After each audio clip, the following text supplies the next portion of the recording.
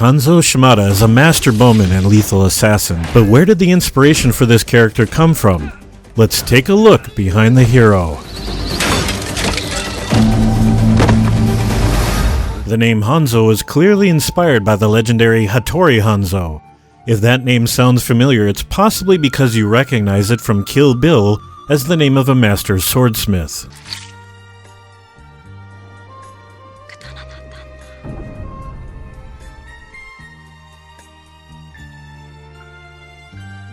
However, those of you more familiar with Japanese culture will no doubt know the name dates back way further than that.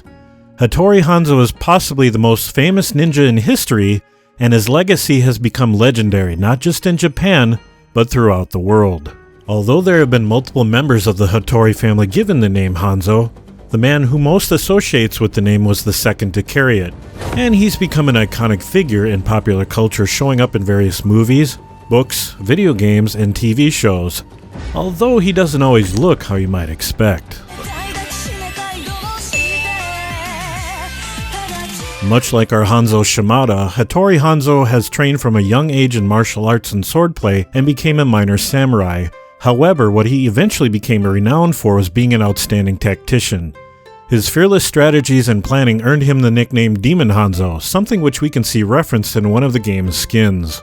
Overwatch's Hanzo is also noted as having an innate understanding of strategy and tactics. However, what is interesting is that Hanzo in Overwatch is neither a samurai or a ninja like his namesake. At least he's not in the final version of the game. During Overwatch's development, Hanzo and Genji were one character. At this stage, the outfit worn by Hanzo combined that of the two heroes he would become and certainly had many samurai and ninja influences. He was equipped with a mist-centered bow, the kind that would have been traditionally used by the samurai, as well as the swords you expect to see. What the story for the character was at this stage is unknown, but it's likely the samurai and ninja elements played a much stronger role in his lore, and although his appearance and story have changed, the name Hanzo stuck. The clothing Hanzo eventually ended up with recreates a traditional Japanese kimono. The shoulder stripe bag does more than just show off his tattoo.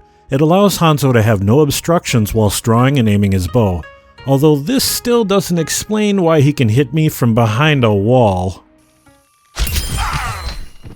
Interestingly, this outfit is far from the kind of thing that would be worn into battle. It's much more likely to be worn in sporting competitions. Back to his tattoo for a moment, this is most likely a traditional form of Japanese tattoo, known for being exceedingly painful and time-consuming.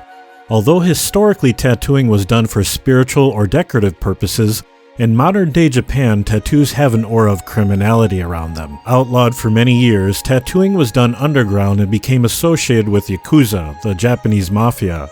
Hanzo, having once been destined to lead a major crime family, would certainly explain his tattoo. However, it also seems to have a connection to the dragon he controls, so maybe there is a spiritual or mystical element to the ink as well.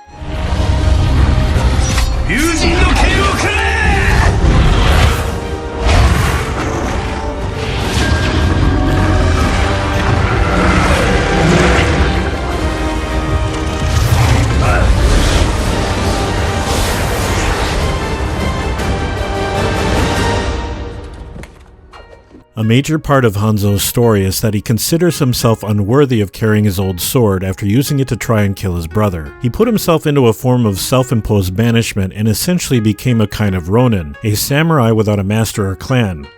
This creates an interesting topic in regards to his second name, Shimada. This is possibly inspired by Kanbei Shimada, a Ronin and leader of the Seven Samurai from the classic movie the same name. The Ronin element of Hanzo's story also links him to another famous Japanese historical figure, Miyamoto Musashi.